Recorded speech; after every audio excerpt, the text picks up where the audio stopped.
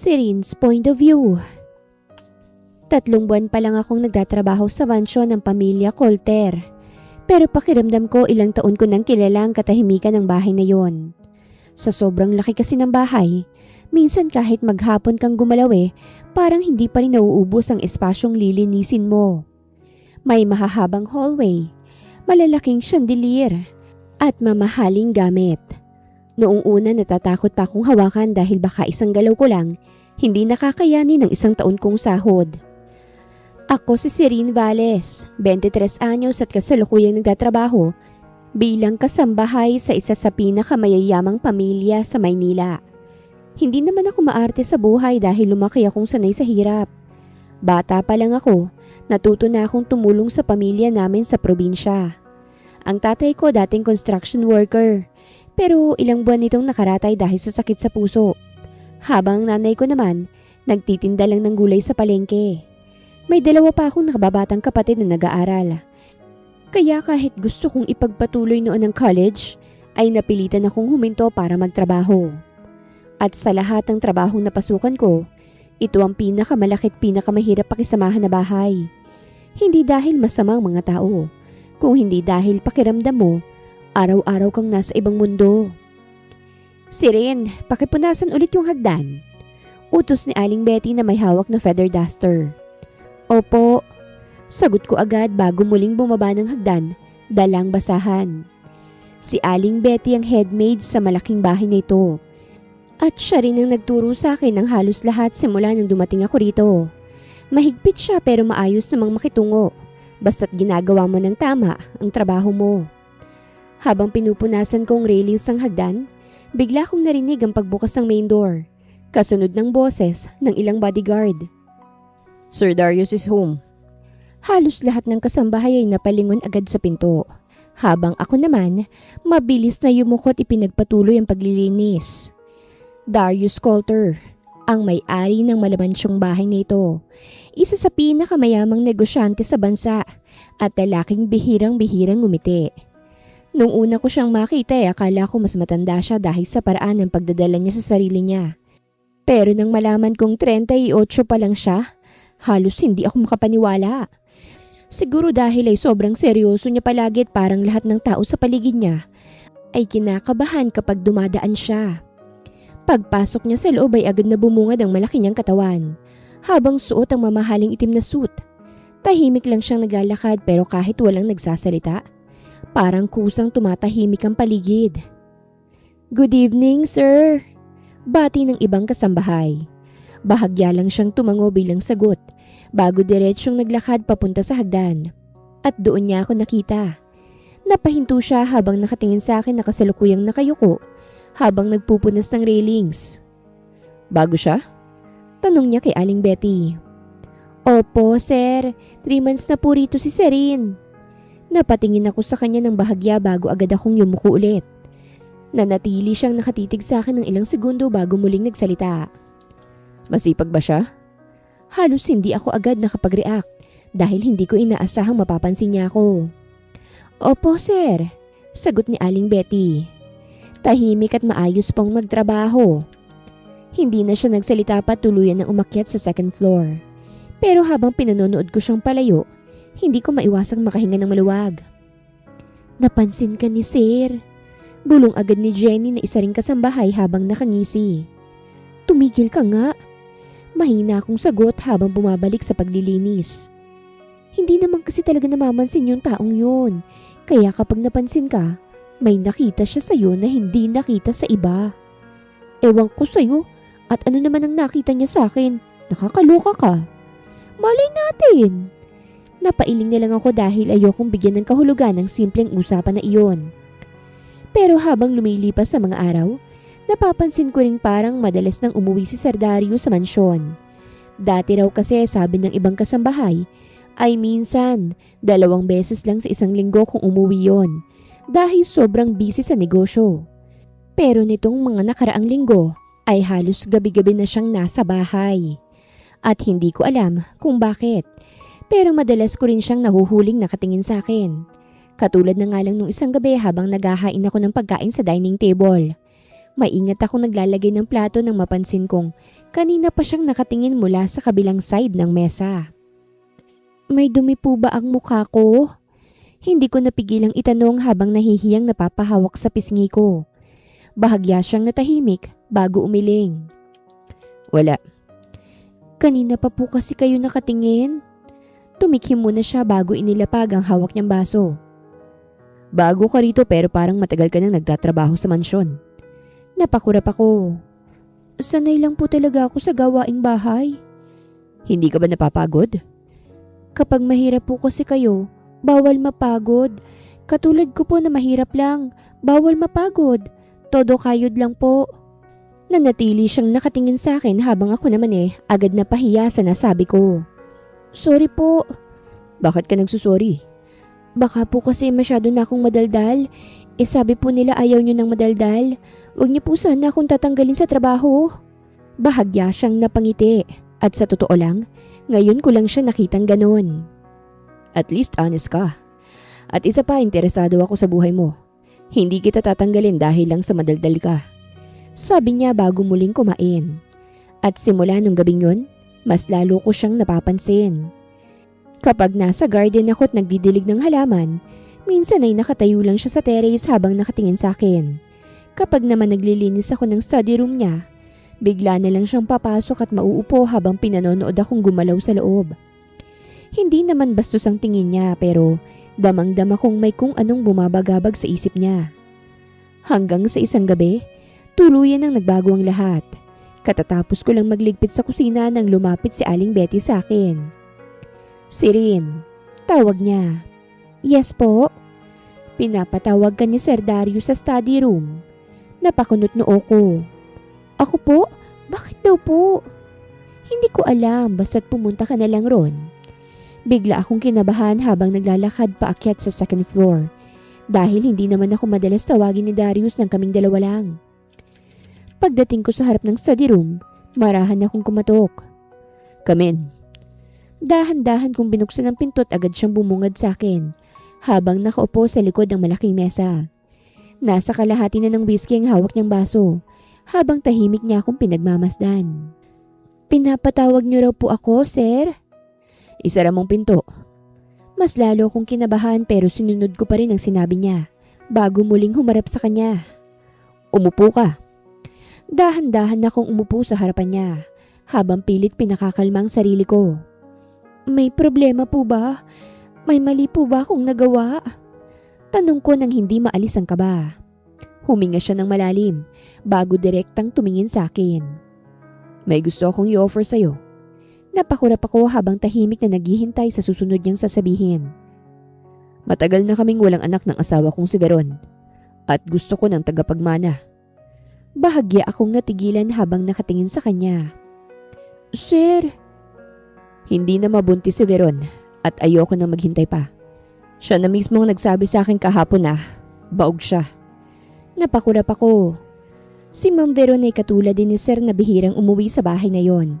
As in bihira. At mas madalas pa nga si Sir. Kung uuwi man yon, aalis din agad. Parang dalaga kung umasta't mag-ayos. Mayaman na mayaman ang datingan. At ano pong kinalaman ko ron? Ilang segundo siyang tumingin sa akin bago diretsyong nagsalita. Gusto kong ikaw ang magdala ng anak ko. Pakiramdam ko'y biglang tumigil ang tibok ng puso ko.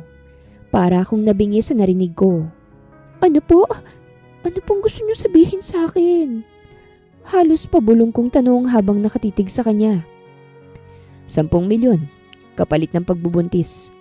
Kailangan kitang mabuntis para magkaroon ako ng tagapagmana.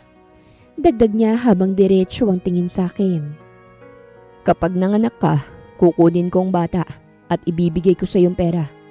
Hindi mo pwedeng kunin sa akin ang bata dahil iyon ang napagkasunduan natin. Bigla akong napatayo sa sobrang gulat. Sir, hindi naman po tama yan. Mabilis kong sagot habang nanginginig na ang boses ko. May asawa po kayo. Alam ko. At saka hindi po ako ganong klase ng babae. Hindi kita binabayaran para maging babae ko. May kasunduan tayo. At isa pa, alam naman to ni Veron. Payag siya basta't magkaanak ako. Napailing ako habang magulo na ang isip ko. Hindi ko po kaya. 10 milyon yun, Sirin. Hindi mo ba naiisip ang pamilya mo? Napakalaking pera nun para sa inyo. At doon ako tuluyang natahimik. Dahil sa isip ko'y agad pumasok ang mukha ng tatay kong nakaratay sa ospital. Habang unti-unting nauubos ang pera namin sa gamot at check-up. Bawal tayong mahulog sa isa't isa. Dagdag pa niya habang seryoso ang muka. Trabaho lang ito. Kapag nabuntis ka, matatanggap mong pera at makakaalis ka kung gusto mo. Nasa sayo kung anong gusto mo. Pwede ka pa rin namang manatili rito pero hindi mo pwedeng ipaalam sa magiging anak ko na nanay ka niya. Napapikit ako habang pilit kinakalma ang sarili ko.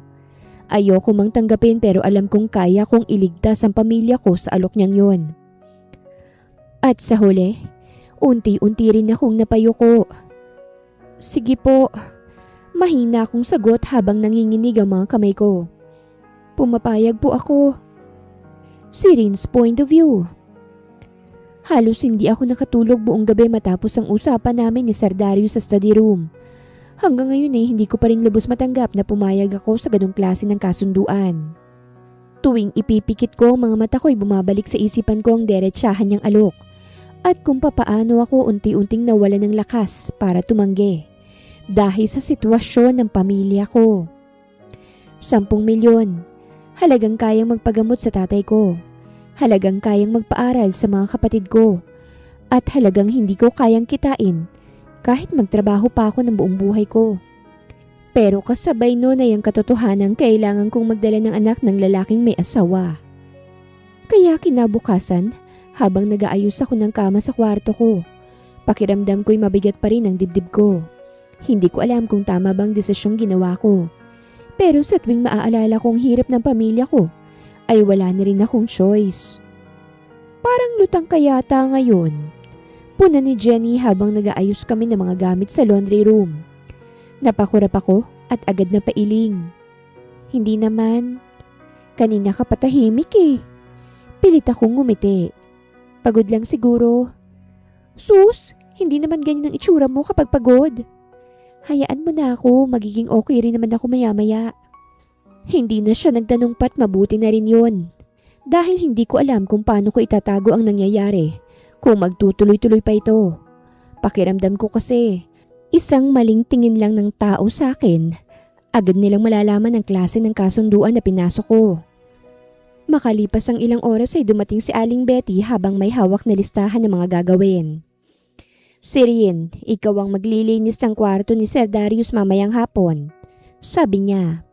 Opo, sagot ko agad. Simula kagabi hindi ko pa ulit nakikita si Sir Darius. Hindi ko alam kung paano ko siya nga harapin matapos kong pumayag sa alok niya. Bandang hapon, dalang cleaning materials ay dahan-dahan akong umakyat sa second floor, papunta sa kwarto ni Darius. Tahimik ang buong hallway at akala ko, wala siya sa mansyon dahil madalas naman siyang nasa opisina buong araw.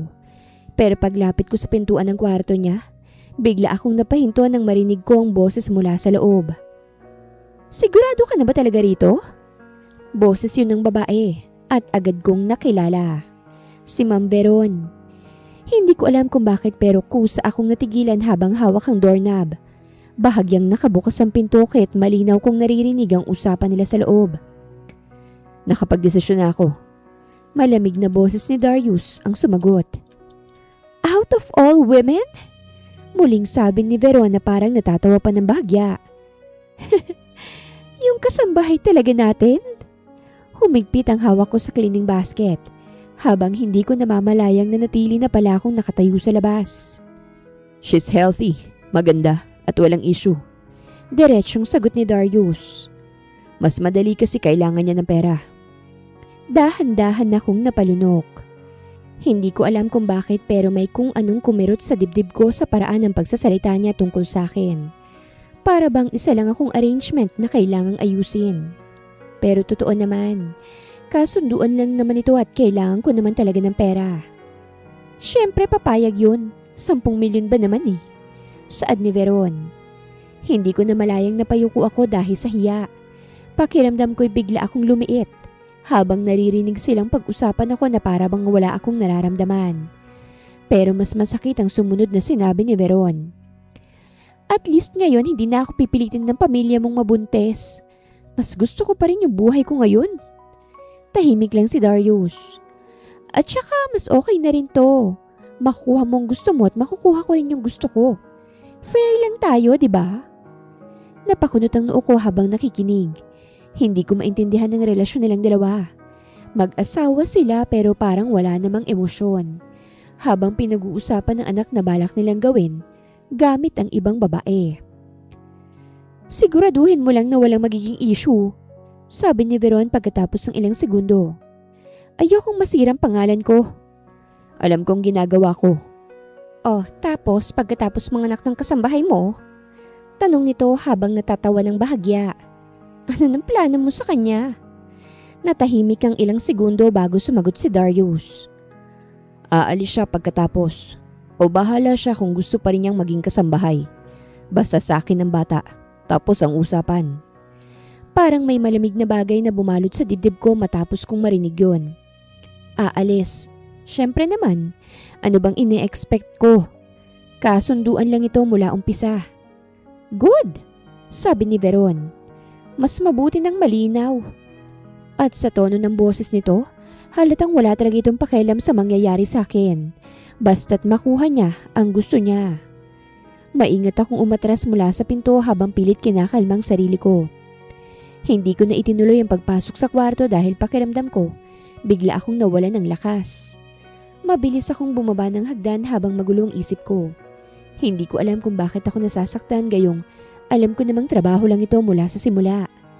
Pero siguro, iba pa rin pala kapag narinig mong pinag-uusapan ka ng mga taong yon na parang wala kang halaga. Parang isa lang akong gamit. Parang katawan lang na kayang magdala ng bata. Pagdating ko sa kusina, agad akong napahawak sa countertop habang pilit humihinga ng maayos. Sirin? Gulat na tawag ni Jenny nang makita ko. Ayos ka lang? Mabilis akong tumango. Oo, parang namumutla ka. Mainit lang siguro sa taas. Hindi na siya nagtanong pa.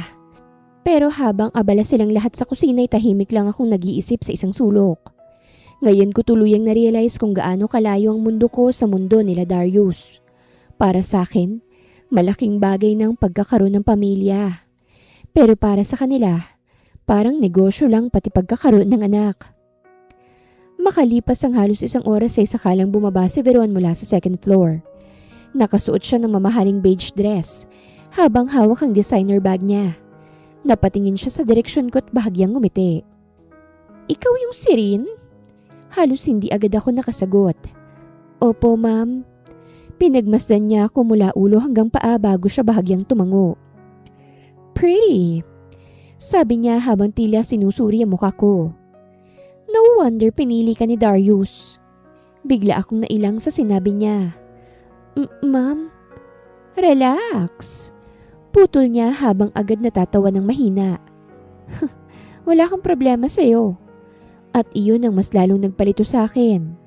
Dahil sa halip na magalit o magselos, parang wala talaga siyang pakialam sa nangyayari. Basta gawin mo lang ang trabaho mo. Dagdag niya habang inaayos ang buhok niya. At huwag kang mahuhulog kay Darius. Tuluyan akong natigilan. Dahil kahit kailan, malamig niyang dagdag habang nakangiti pa rin. Hinding-hindi ka magiging parte ng mundong ginagalawan namin. At pagkatapos niyang sabihin yun, tuluyan na siyang umalis ng mansyon. Habang ako naman ay naiwan sa kusina na parang may mabigat na batong dumagan sa dibdib ko. Sirin's point of view. Lumipas sa mga linggo matapos ang usapan namin ni Darius. Kahit hanggang ngayon hindi pa rin nawawalang kaba ko sa tuwing naaalala ko ang klase ng kasunduang pinasok ko. Unti-unti ko ring napapansin na mas nakikilala ko na siya habang tumatagal kami sa iisang bahay. Halos narito na kasi siya tuwing gabi. Nung una kasi, akala ko kagaya lang siya ng ibang mayayamang lalaki na sanay makuhang lahat ng gusto nila. At walang pakialam sa nararamdaman ng ibang tao. Pero habang mas nakakasalamuha ko siya, ay mas lalo kong nakikitang hindi pala siya ganon. Tahimik siya't seryoso pero hindi bastos. Hindi rin siya mapangmata kahit alam niyang sobrang layo ng estado namin sa buhay. Sa katunayan, Mas maayos pa nga minsan ang pakikitungo niya sa akin kesa sa ibang taong mas mababa ang tingin sa mga kasambahay. Isang gabi, abala ako sa pag-ayos ng dining table nang bigla siyang dumating galing opisina. Nakasuot siya ng dark gray suit habang inaayos ang relo niya. Kagaya ng nakasanayan ay agad tumahimik ang paligid nang makita siya ng mga tao sa mansyon. "Good evening po, sir." Bati ko habang inaayos ang plato. Good evening. Ang akala ko'y diretsyo na siya aakyat sa kwarto niya kagaya ng madalas niyang gawin. Pero nanatili lang siya sa may dining area habang tahimik akong nag-aayos. Kumain ka na ba? Tanong niya. Napatingin ako agad sa kanya. "Hindi pa po." Then sit. "Po?" Sabayan mo akong kumain. Halos hindi agad ako nakagalaw dahil hindi ko alam kung tama bang narinig ko. Sir, ayos lang po. Mamaya na lang po ako kakain." Bahagya siyang napakunot noo. Hindi kita tinatanong kung gusto mo o hindi. Napakurap ako habang nakatingin sa kanya. Umupo ka. May diin niyang utos. Dahan-dahan akong naupo sa kabilang side ng mahabang mesa habang pilit kinakalmang sarili ko. Pakiramdam ko kasi anumang oras ay maaaring lumitaw si Veron at magalit kapag nakita kami. Hindi ka pa rin ba sanay sa bahay na ito?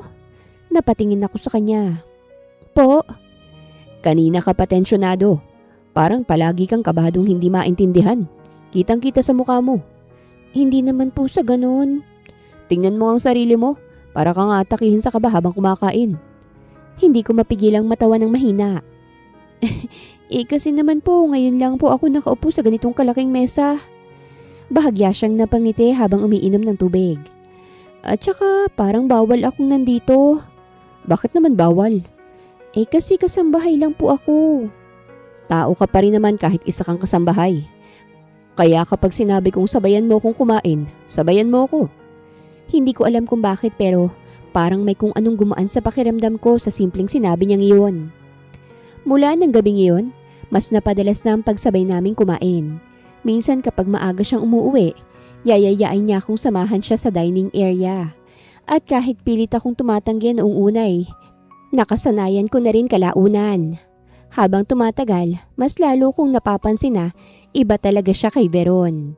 Dahil si Veron, kahit asawa niya ay parang walang pakialam kay Darius. Minsan isang linggong hindi sila nagkikita kahit nasa iisang bahay lang sila.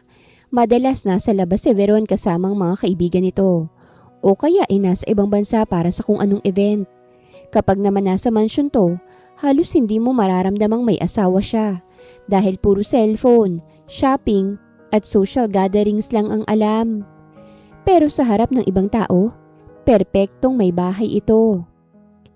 Isang hapon, may mga importanteng bisita sa mansyon kaya't sobrang abala naming lahat sa paghahanda. May business partners daw si Darius na pupunta, kaya halos lahat ng kasambahay naglilinis at nag-aayos ng kung ano-ano. "Sirin, pakidala itong wine sa sala." Utos ni Aling Betty habang inaayos ang flower centerpiece. "Opo," sagot ko agad. Dahan-dahan akong nagtungo sa malaking sala habang hawak ang tray ng wine glass. At pagdating ko ron, agad kong nakita sila Darius at Veron kasama ang ilang bisita. At halos hindi ko agad nakilala si Veron. Nakasuot ng eleganteng puting dress habang nakahawak sa braso ni Darius. Panay ang ngiti sa mga bisita. Halos dikit na dikit pa ito kay Darius habang kunwari sweet na sweet silang dalawa. "Darius has been so busy lately," malambing nitong sabi habang nakangiti sa mga bisita. "But he still makes time for me." Halos mapangiwi ako habang inilalapag ang wine sa mesa. Kung alam lang nila, kasi sa tuwing wala namang ibang tao halos hindi nga nag-uusap ang dalawang yun. "Oh darling," dagdag pa ni Veron habang inaayos ang necktie ni Darius. "You should rest more." Habang pinanonood ko silang dalawa, hindi ko maiwasang mapaisip kung gaano ka-plastic ang mundo ng mayayaman. Sa harap ng tao, sweet at perfect couple, pero sa totoong buhay parang dalawang estranghero. "Sirin." Napakurap ako nang marinig ko ang boses ni Darius. "Po?" "Pakidala yung ibang file sa study room." "Opo." Mabilis akong tumalikod. Kitang-kita kong parang naiirita na si Darius sa kakadikit sa kanya ni Veron. Pagdating ko sa study room, Agad kong inilapag ang file sa mesa bago napabuntong hininga. Nakakalokang mga mayayaman. Mahina akong bulong sa sarili ko. Maya-maya ay bumukas ang pinto at pumasok si Darius habang inaayos ang cufflinks niya. Kanina ka pa nakasimangot, sabi niya habang papalapit sa mesa. Napatingin ako sa kanya. Hindi naman po. Anong hindi? Ay, pasensya na po. Siguro napagod lang po ako kahit hindi ko napansin ang itsura ko. Bahagya siyang natawa. Sinungaling. Napakurap ako habang nakatingin sa kanya. Kanina ka pa parang may gustong sabihin. Napakagat ako sa labi bago tuluyang nagsalita. Ang galing lang hong umarte ni Ma'am Veron. Anong ibig mong sabihin? Para kasing sobrang sweet niyo po kasi sa harap ng mga bisita. Kapag wala naman sila parang hindi kayo halos nagpapansinan. Hindi ko alam kung bakit ko yun nasabi. Pero bigla akong kinabahan matapos magsalita. Nakatikom lang siya ng ilang segundo bago siya bahagyang napailing. Hindi ka talaga marunong magsinungaling, ano? Sorry po. Hindi mo naman kailangang mag-sorry.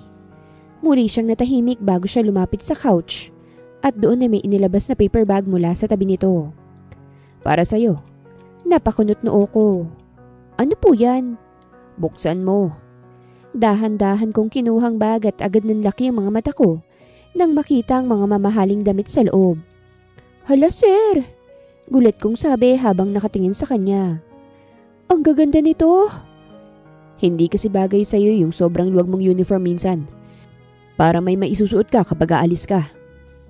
Napatingin ako sa kanya habang hindi alam ang sasabihin. Hindi ko po matatanggap to. Bakit? Ang mahal po siguro nito Hindi problema yon. Wala naman akong pakialam sa presyo niyan. Ang mahalaga sa akin, tanggapin mo yan. O sige po sir, salamat po. Ilang segundo niya akong tiningnan bago ngumiti. Serene. Po? Hindi mo kailangang matakot tumanggap ng bagay na deserve mo. Kaya tanggapin mo lang kung ano ibinibigay ko sa'yo. Bigla na lang bumilis ang tibok ng puso ko habang nakatingin sa kanya. Dahil sa unang pagkakataon matapos kong dumating sa mansyon, may lalaking tumingin sa akin na parang mahalaga ako. Hindi na ako mapakali. Sa susunod na gabi na kasi namin sisimula ng napagkasunduan namin. Hindi ko alam kung paano haharapin ang sitwasyon ko, lalo na't wala naman akong karanasan sa mga ganoong bagay. Sa tuwing maiisip ko na ibibigay kong sarili ko sa lalaking hindi ko naman kasintahan parang gusto kong umatras. Pero sa tuwing maaalala ko ang mukha ng tatay kong nasa ospital ay pilit ko pa ring pinatatatag ang loob ko. At dumating na ang gabing yon. Maingat akong nagligpit ng mga plato sa kusina nang biglang lumapit si Aling Betty sa akin. Serene. Tawag niya. Opo. Pinapatawag ka ni Sir Darius sa kwarto niya. Pakiramdam ko'y agad ng lamig ang mga kamay ko matapos marinig yon. Mabagal akong tumango bago mabilis na umakyat sa second floor, habang sobrang lakas ang tibok ng puso ko. Hindi ko alam kung bakit pakiramdam ko. Bawat hakbang ko ay lalong bumibigat. Pagdating ko sa harap ng kwarto ni Darius, ay ilang segundo muna akong napatayo roon bago tuluyang kumatok. Come in. Dahan-dahan kong binuksan ang pinto at agad siyang bumungad sa akin habang nakaupo sa gilid ng kama. Nakasuot lang siya ng simpleng itim na polo at maluwag na pantalon habang tahimik akong pinagmamasdan. Lumapit ka sa akin. Napakagat ako sa labi bago dahan-dahang lumapit sa kanya. At habang papalapit ako, mas lalo kong nararamdaman ang kaba sa dibdib ko. Kinakabahan ka ba? Opo, wala po kasi akong karanasan pa sa ganito. Nakita ko ang panlalaki ng mata niya. Hindi kita pipilitin kung ayaw mo pa. Pwede namang bukas na lang. Napatingin ako sa kanya pero dahan-dahan akong umiling. Kaya ko po. Kakayanin ko na lang po. Ilang segundo siyang nakatingin sa akin na parang sinusuri kung sigurado na ba talaga ako. At saka, napagkasunduan naman natin ito. Mahina akong sabi.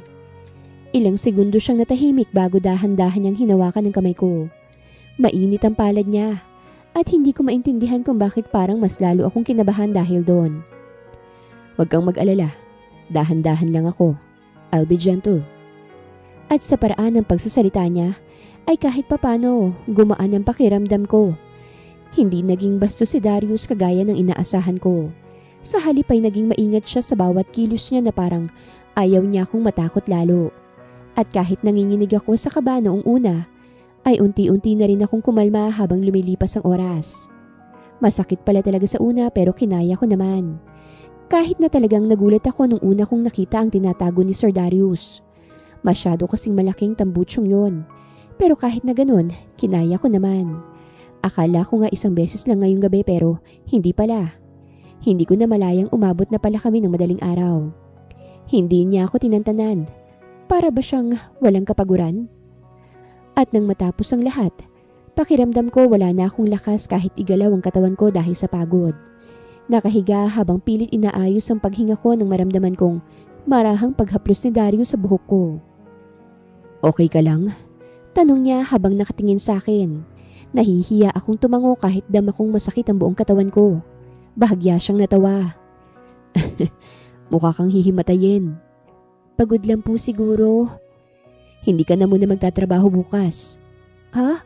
Hindi po pwede. Pwede. Diretso niyang sagot. Sasabihin ko kay Aling Betty. Nakakahiya naman po. Baka kung ano pang isipin nila. Mas nakakahiya kung babagsak ka sa hagdan dahil hindi ka makalakad ng maayos. Bigla akong namula sa sinabi niya habang umiiwas ng tingin. Pero natuwa naman ako kasi concerned siya sa akin. Kinabukasan, tanghali na akong nagising sa sarili kong kwarto. Doon ko naalalang binuhat niya pala ako papunta sa kwarto ko. Pagmulat ko pa lang ng mata ko agad kong naramdaman ang pananakit ng katawan ko. Dahilan para mapangiwi ako habang dahan-dahang bumabangon. Aray! Napakagat ako sa labi ko habang pilit inuunat ang katawan ko. At hindi ko maiwasang maalala ang nangyari kagabi. Kaya't mas lalo akong namula kahit mag-isa lang ako sa kwarto. Gising ka na pala. Napatalon ako sa gulat nang marinig ang boses ni Jenny mula sa pintuan. Ay! Natawa siya ng malakas. Ano ba yung reaksyon mo? Bakit nandiyan ka? Pinapatingnan ka ni Sir Darius kung okay ka lang daw ba? Sagot niya habang nakangisi na makahulugan. At pinagbabawalan ka muna magtrabaho. Agad akong napayuko dahil pakiramdam ko, alam na niya ang nangyari. Kanina ka pa pinagtatakpan ni Aling Betty. Sabi niya masama raw ang pakiramdam mo. Masama nga. Bulong ko habang nahihiyang napapikit. Mas lalo siyang natawa bago inilapag ang tray ng pagkain sa mesa. Magpahinga ka na muna. Halatang pagod na pagod ka. Halos gusto ko nang ibaon ang sarili ko sa hiya habang pinanonood siyang lumabas ng kwarto. Makalipas ang ilang oras ay saka lang ako nakabangon ng maayos. Nag-ayos ako ng sarili bago bumaba para tumulong kahit papano sa mansyon dahil nahihiya akong wala akong ginagawa. At pagsapit ng gabi, muli kaming nagsabay ni Darius sa dining table. Tahimik lang akong kumakain habang pilit iniiwas ang tingin ko sa kanya. Dahil tuwing naaalala kong nangyari kagabi, ay para akong nilalagnat sa hiya. Masakit pa rin ba ang katawan mo? Diretsahan niyang tanong. Halos mabulunan ako sa tubig. Bahagya siyang napangiti habang umiinom ng wine. Pasensya ka na pero ganun talaga sa una. Hindi ko maintindihan kung bakit pero habang tumatagal, parang mas lalo akong nagiging komportable kay Darius.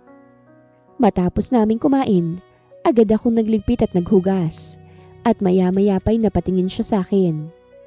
Pumunta ka sa kwarto ko mamaya pagkatapos mo dyan. Bigla na namang bumilis ang tibok ng puso ko. Nanlalaki ang mata kong napalunok habang nakatingin sa kanya. At kahit kinakabahan pa rin ako, unti-unti ko ring nararamdaman na parang may nagbabago na sa pagitan naming dalawa. Magandang araw mga viewers! Ang kwentong ito ay hatid ng Love Series TV. Salamat sa pakikinig! Mabilis na lumipas ang isang buwan. At habang tumatagal ay mas lalo ring nagiging kakaiba ang pakikitungo sa akin ng mga tao sa mansyon. Halos araw-araw na akong pinapadalhan ni Darius ng pagkain, vitamins, at kung ano-ano pang kailangan ko. Hindi na rin niya ako pinapayagang gumawa ng mabibigat na trabaho, kahit ilang beses kong sabihin na kaya ko pa naman. At isang umaga, tuluyan nang nakumpirma ang bagay na pareho naming hinihintay. Buntis na ako. Nakaupo sa loob ng klinik habang hawak ang result ng test at hindi ko pa rin lubos ma-process ang lahat. Pakiramdam ko kasi, sobrang bilis na mga nangyari sa buhay ko. Parang kailan lang ay simpleng kasambahay lang ako sa mansyon. Tapos ngayon, may batang nabubuo na sa tiyan ko. At iyon ay anak ni Darius. Congratulations! Sabi ng doktor habang nakangiti. Healthy ang lagay mo. Paglabas namin ng klinik, ay agad akong sinamahan ni Darius papunta sa kotse. Maingat lang siyang nagmamaneho pero nadadama kong masaya siya. Okay ka lang? Tanong niya habang nakatingin sa daan. Opo. Parang ang tahimik mo. May iniisip lang po ako. Ano yun? Iniisip ko kung buntis nga ba talaga ako. Natawa siya ng mahina. Buntis ka na talaga. At successful ang napagkasunduan natin. Hindi ko alam kung bakit pero may kung anong kumirot ng konti sa dibdib ko sa sinabi niyang yon. Napagkasunduan. Tama naman. Kasunduan lang naman talaga to mula umpisa. Pero habang tumatagal kasi ay pakiramdam ko, unti-unti nang nagiging personal ang lahat para sa akin. Pagdating namin sa mansyon, ay agad akong sinalubong ni Jenny sa sala. Uy! Sigaw niya agad habang nakangisi. Ano sabi ng doktor? Nakaramdam agad ako ng hiya habang napatingin kay Darius. Buntis na raw po ako. Mahina akong sagot. Bigla siyang napatalon sa tuwa. Totoo? Agad niya akong niyakap dahilan para matawa ko ng mahina. Congratulations! Dagdag pa niya habang tuwang-tuwa. Ang uwi mo naman. Syempre nakakatuwa yun. Sagot niya habang nakangisi. Kaya naman pala special treatment ka kay sir. Agad akong namula. Tumigil ka nga. Totoo naman ah. Natatawa niyang sabi. Nung una akala ko paborito ka lang talaga niya. Pero may ipapagawa pala siya sa'yo. Mas lalo akong nahiya. Jenny, ano ba? Wala namang masama ron eh.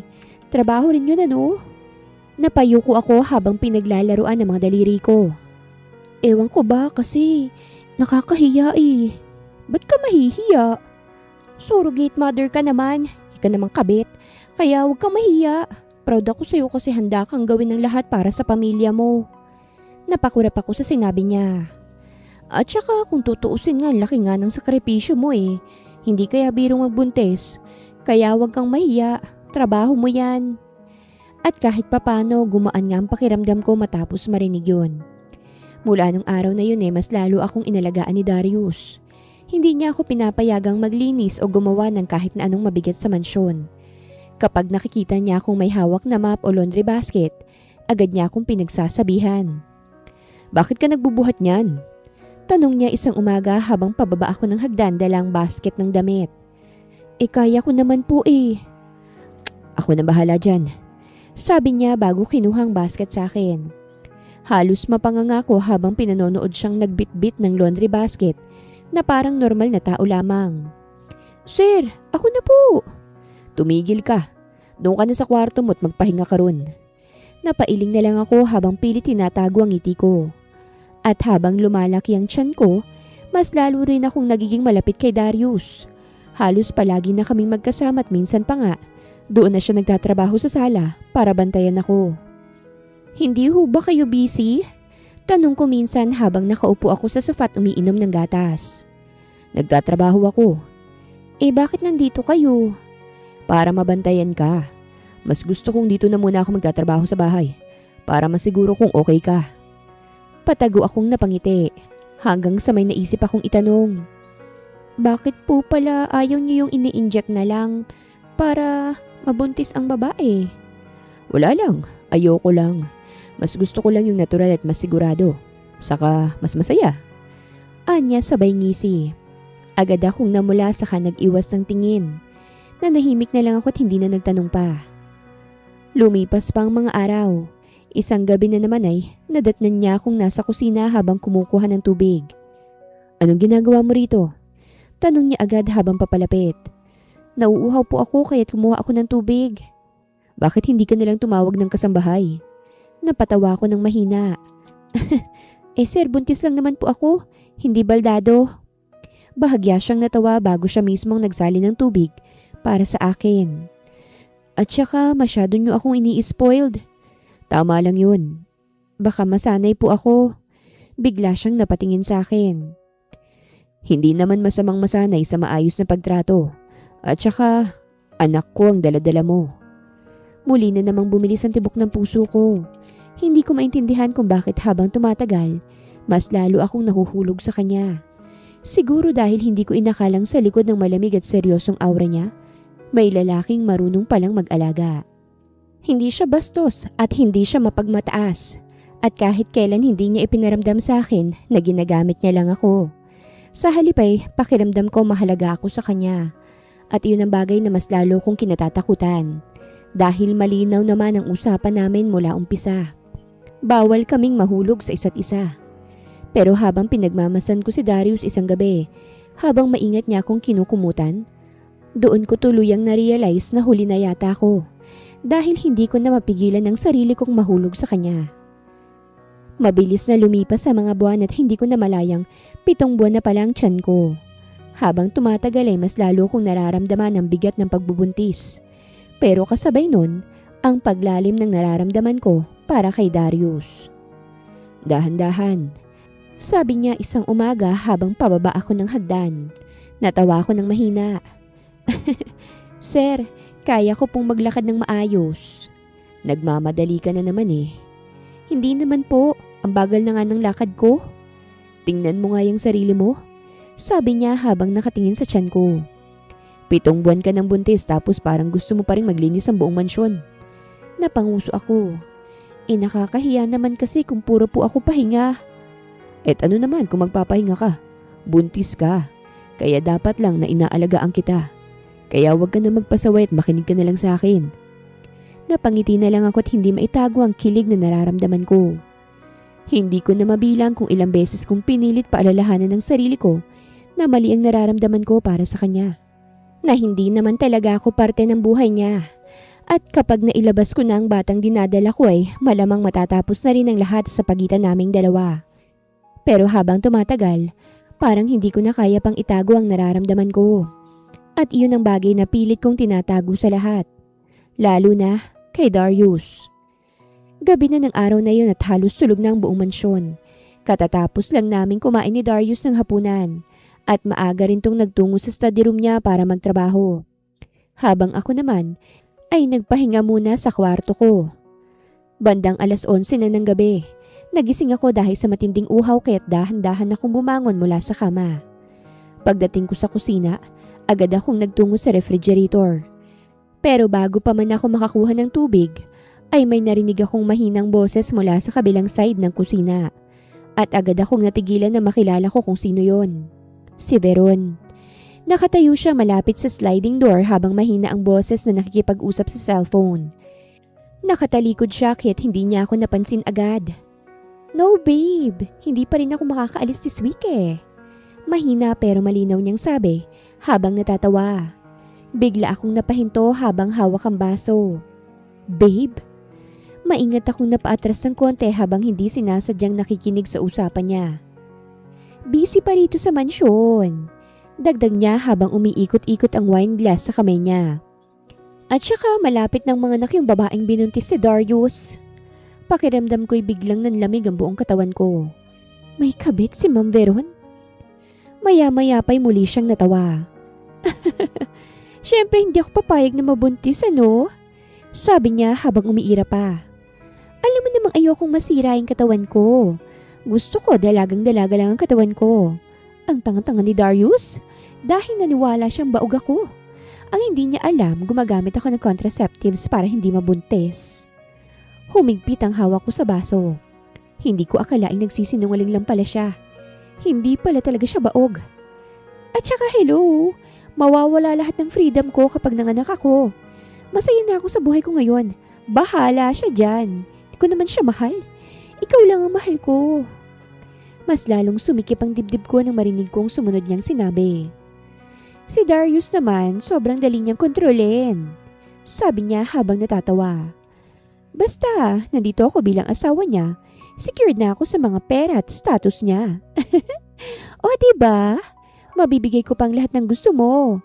At saka imposible namang iwan niya ako. Masisira yung image niya. Kinuyom kong kamao ko dahil sa inis. Lahat pala ng ito, planado lang para kay Veron.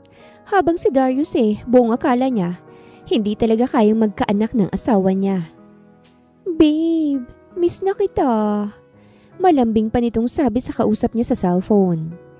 Kapag natapos lang itong issue sa pagbubuntis na ito, aalis na tayo ha. Magpapakasaya tayo. Sa sandaling yun, mas naigang awa kaysa galit. Awa para kay Darius. Dahil sa kabila ng pagiging malamig at seryoso niya, mahalaga para sa kanya ang pagkakaroon ng pamilya. Kita ko yun sa paraan ng pag-aalaga niya sa akin at sa bibi namin. Sa paraan ng pagtingin niya sa tiyan ko tuwing gumagalaw ang bata. Pero habang ginagawa niyang lahat para magkaroon ng anak, ang asawa niya naman may ibang lalaki. At ni minsan, hindi siya minahal ng totoo. Maingat akong umatras habang pilit hindi gumagawa ng ingay. Mabuti na lang at abala si Veron sa pakikipag-usap, kaya't hindi niya napansing may nakarinig sa kanya. Dahan-dahan akong bumalik sa hagdan habang sobrang gulo ng isip ko. Pagdating ko sa kwarto ay agad akong naupo sa gilid ng kama habang nakahawak sa tiyan ko. At hindi ko na malayang may tumutulong luha sa mga mata ko. At yun ay dahil naaawa ako kay Darius. Ngayon ko lang tuluyang naintindihan kung bakit parang walang emosyon si Veron sa buong kasunduan na ito mula umpisa. Dahil wala naman talaga siyang pakialam. Halos hindi ako nakatulog buong gabi matapos kong marinig ang usapan ni Veron sa cellphone. Hanggang sa pagising ko kinabukasan ay parang mabigat pa rin ang dibdib ko. Paulit-ulit kasing bumabalik sa isip ko mga sinabi niya tungkol kay Darius. At habang iniisip ko yun, mas lalo akong naaawa kay Darius. Hindi ko alam kung dapat ko bang sabihin sa kanyang nalaman ko dahil baka isipin niyang nakikialam lang ako sa relasyon nila. Pero sa kabilang banda, hindi ko rin kayang manahimik habang niloloko siya ng ganon. Nakaupo ako sa dining area habang iniisip ang gagawin nang biglang dumating si Darius. Nakasuot siya ng simpleng dark blue polo habang may hawak na tablet sa isang kamay. Hindi ka pa kumakain? Tanong niya agad nang makitang nakatulala lang ako sa mesa. Napatingin ako sa kanya at agad kong napansin ang pagkunot ng noo niya. Anong nangyari? Wala akong maisagot agad. Hindi ko alam kung paano kong sisimulan. Sirin. Huminga ako ng malalim bago dahan-dahang tumingin sa kanya. May sasabihin po sana ako. Ano yun? Kagabi po, mahina akong simula. Bumaba ako para uminom ng tubig. Tapos narinig ko po si Ma'am Veron sa kusina. Bahagyang nagbagong ekspresyon niya. At anong narinig mo? Napayuko ako sandali bago muling nagsalita. May kausap po siyang lalaki sa cellphone at tinatawag niya pong babe. Hindi agad siya nakapagsalita. Nakita ko na lang ang pag-igting ng panga niya. Sinabi rin po niya na ayaw niya raw po talagang magkaanak dahil ayaw niyang masirang katawan at lifestyle niya. Hindi daw po talaga siya baog, sir. Gumagamit lang siya ng contraceptives para hindi mabuntis. Ayaw niya talagang magpabuntis sa iyo. Nanlaki ang mga mata niya. At sa ilang segundong yun ay parang hindi ko na makilala ang ekspresyon sa mukha niya. Sirin, mababa niyang tawag. Po. Totoo ba lahat ng sinasabi mo? Lahat po ng sinasabi ko sa inyo ngayon ay totoo. Lahat yan ay narinig ko mismo. Kahit ako nga ho ay nagulat at hindi ko mapigilang makaramdam ng inis. Naaawa nga po ako sa inyo Matagal na pala niya kayong niloloko. Napasandal siya sa upuan habang mariing napapikit. At ngayon ko lang siya nakitang ganon. Sir, hindi ko na naituloy ang sasabihin ko dahil bigla siyang tumayo mula sa upuan. Nasaan siya? Napakurap ako. Nasaan si Veron? Nasa kwarto niya po yata. Hindi ko po sigurado kasi hindi ko pa siya nakikita ngayon At bago pa man ako makapagsalita ulit, ay mabilis na siyang umalis ng dining area. Bigla akong kinabahan kaya't agad akong sumunod kahit mabigat ng tiyan ko. Pagdating namin sa second floor ay malakas niyang binuksan ang pinto ng kwarto ni Veron. Dahilan para mapalingon agad to. Nakasalukuyang nag-aayos ng makeup sa harap ng vanity mirror. Ano ba, Darius? Inis nitong sabi. Hindi ka man lang marunong kumatok? May kabit ka? Derechahan at malamig na tanong ni Darius. Biglang natahimik si Veron habang nakatingin kay Darius mula sa salamin. At ilang segundo pang lumipas bago siya bahagyang natawa. So nalaman mo na pala. At hindi mo man lang itatanggi? Madiing tanong ni Darius. Tumayo si Veron habang inaayos ang buhok niya. Para saan pa? Sagot nito habang walang emosyon ng muka. Hindi rin naman kita mahal. Humigpit agad ang hawak ko sa railings habang nakatayo lang sa may pintuan. Kitang-kita ko ang galit sa mga mata ni Darius. Gaano katagal? Gaano mo na akong katagal na niloloko?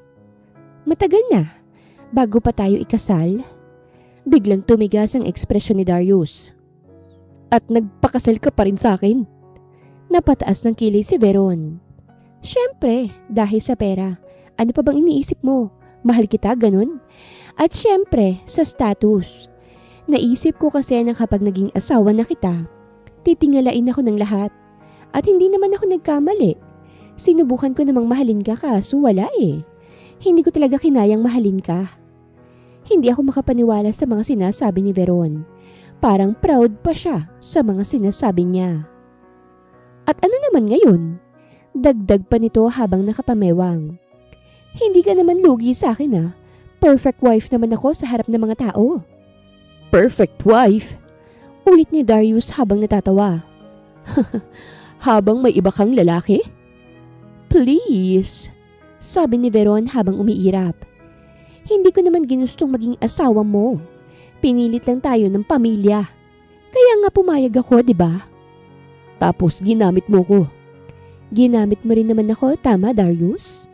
Kasi kung hindi mo ako pinakasalan, hindi rin naman agad-agad lalago ang negosyo mo, di ba? So may ambag pa rin ako. Biglang natahimik si Darius habang mariing nakatitig sa kanya. At yung batang dinadala ni Sirin, ayos na ayos lang yun sa'yo kasi ayaw mo talagang manganak, di ba? Obviously, sagot agad ni Veron. Hindi ko naman kayang sirain ang katawan ko para sa pagbubuntis. Halos hindi ako makapaniwala sa kapal ng mukha niya habang sinasabi ang lahat ng yon. At least ngayon may tagapagmana ka na. Dagdag pa nito habang nakangisi. Dapat nga magpasalamat ka pa sa akin kasi pumayag ako eh. Biglang napakuyom si Darius habang halatang pinipigilan ang galit niya. At alam mo kung anong pinaka nakakatawa? Dagdag ni Veron habang tumatawa. Akala mo siguro mahal kita, no? Hindi kita minahal, kahit kailan. At doon ko unang nakita ang sakit sa mga mata ni Darius. Pero hindi siya sumigaw at hindi siya nagwala. Pero kitang-kita ko kung papaano siyang nasaktan sa narinig niya. Lumayas ka. Malamig niyang sabi. Bahagyang natawa si Veron. Excuse me? You heard me.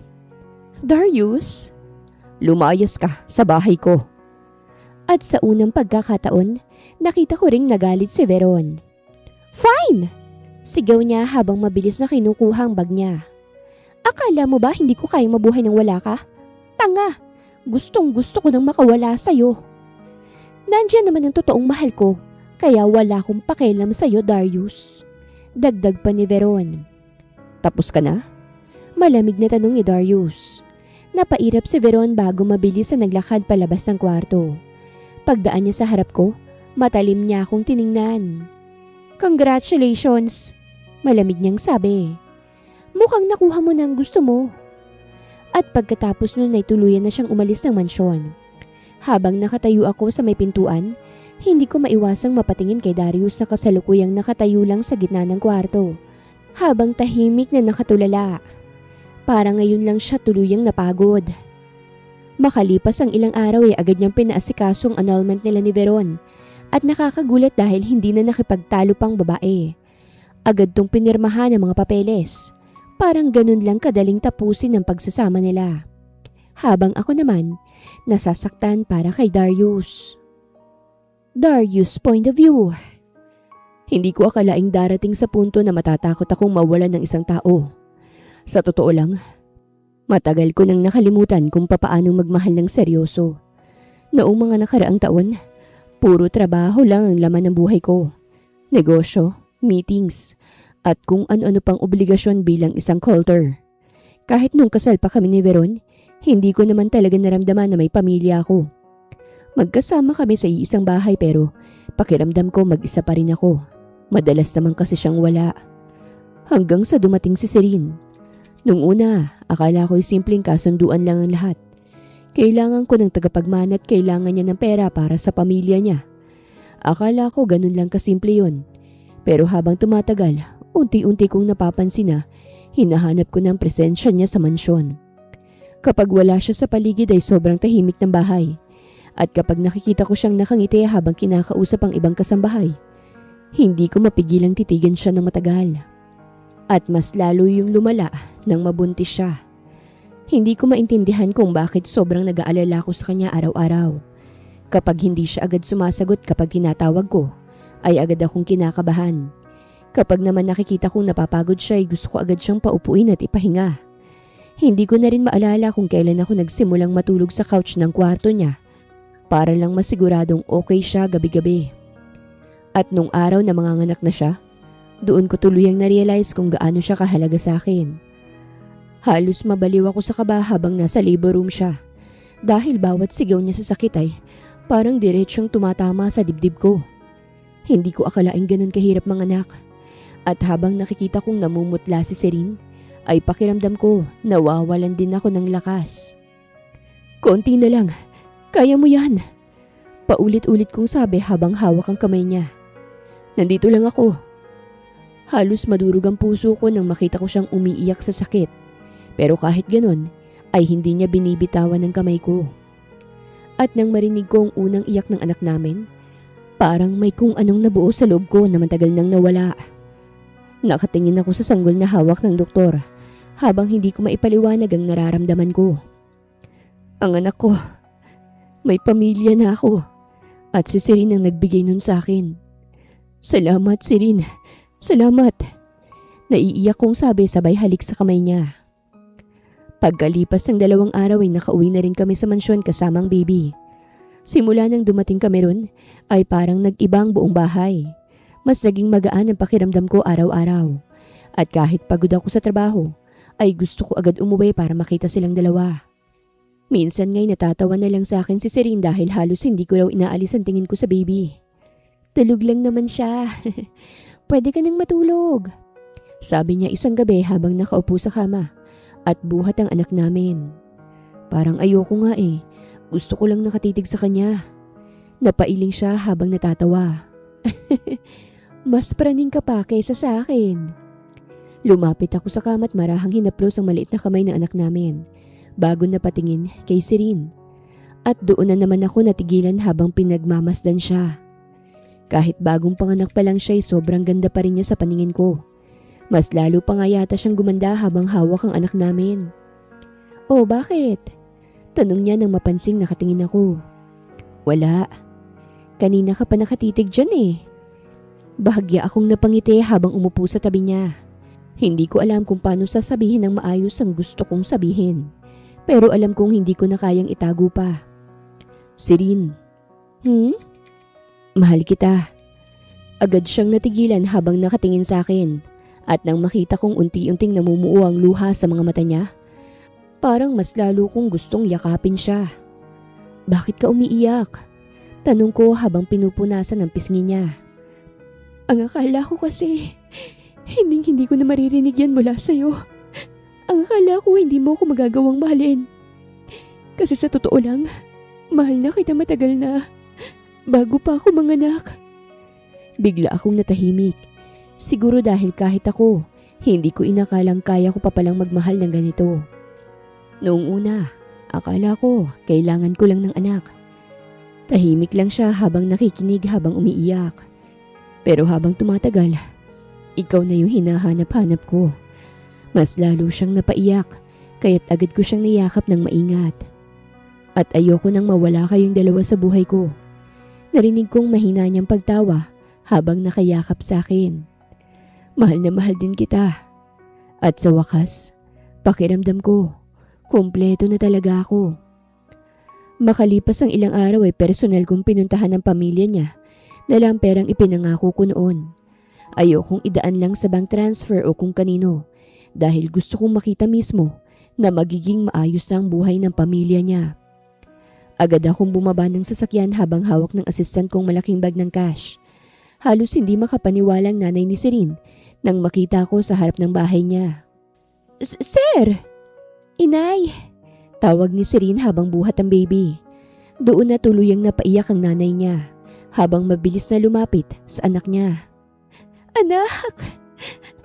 Umiiyak nitong sabi habang hinahaplos ang mukha ni Serene. Tahimik ko lang silang pinanonood bago inabot sa kanila ang perang laman ng bag. Para po sa inyo. Nanlaki agad ang mga mata ng nanay niya. Hindi po namin matatanggap yan. Tanggapin niyo po. Putol ko agad. Ipinangako ko po yan kay Serene. Tuluyan nang napaupo ang nanay niya habang umiiyak sa sobrang gulat. At habang pinanonood ko si Serene na umiiyak din habang yakap ang baby namin, doon ko na narealize na hindi ko lang pala siya binigyan ng maayos na buhay. Siya rin ang nagbigay ng totoong pamilya sa akin. Mabilis na lumipas ang 1 taon at sa loob ng mga panahong yun, tuluyan nang nagbago ang buong buhay ko. Ang mansyon na dati puro katahimikan lang ang laman ay naging mas buhay dahil kila Serene at ng anak namin. Madalas ko ang mahuli ang sarili kong nagmamadaling umuwi mula opisina dahil excited akong makita silang dalawa. At sa totoo lang, ngayon ko lang naramdaman kung ano talagang ibig sabihin ng tahanan. Si Serene na rin ang tuluyang namahala sa mansyon, pero hindi bilang kasambahay kung hindi bilang babaeng kasama ko sa buhay. Kahit hindi pa kami kasal, ay halos lahat ng tao sa paligid ko ay alam na kung gaano siya kahalaga sa akin at kung gaano ko siya kamahal. At wala na rin naman akong balak itago yun. Mas lalo ko pa nga siyang minahal habang tumatagal.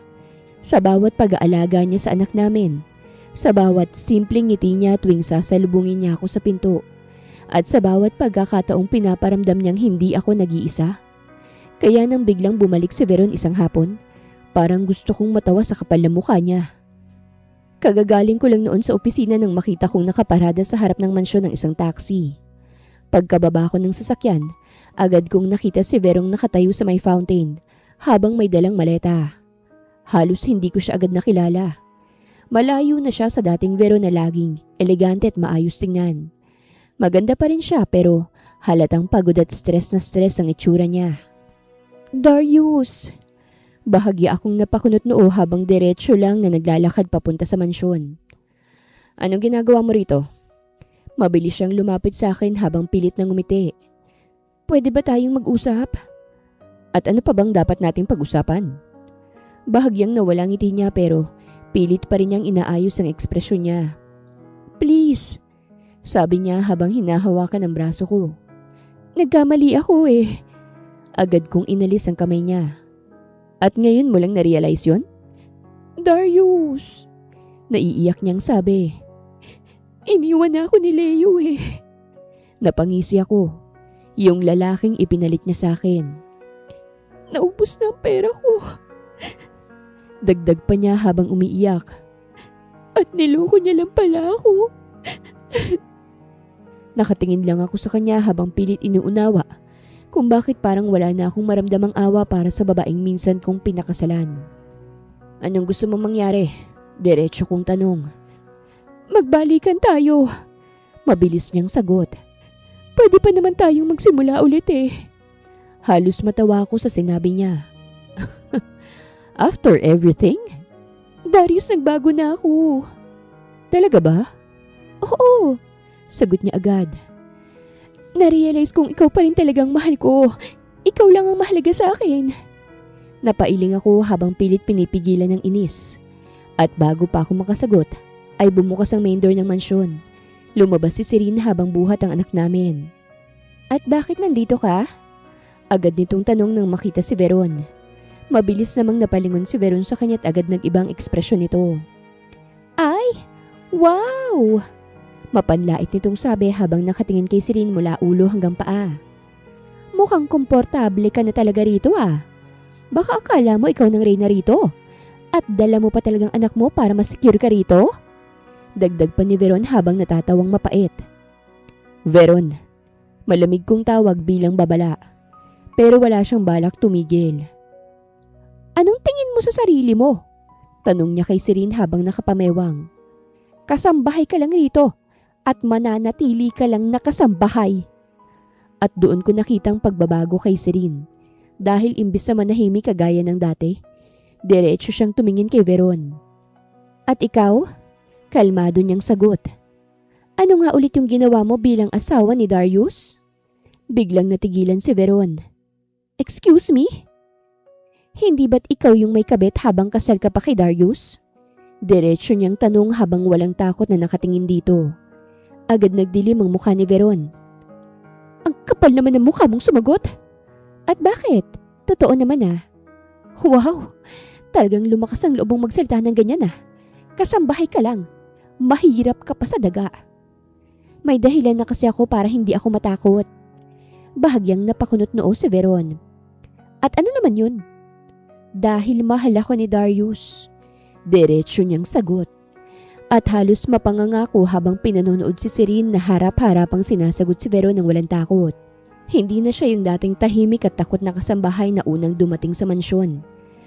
At isa pa, hindi ako manggagamit kagaya ng iniisip mo. O talaga? Sarkastikong sagot ni Veron. Eh bakit nandito ka pa rin? Dahil sa pera ni Darius? Hindi. Nandito ako dahil mahal namin ang isa't isa. Biglang tumalim ang tingin ni Veron. Hindi ka bagay sa mundong ito. At sa tingin mo ikaw ang nababagay? Matapos ang ginawa mong pangangabet? Huwag kang ang mangarap ng gising dyan. Makatikang babae. At hindi ka marunong makontento sa isa.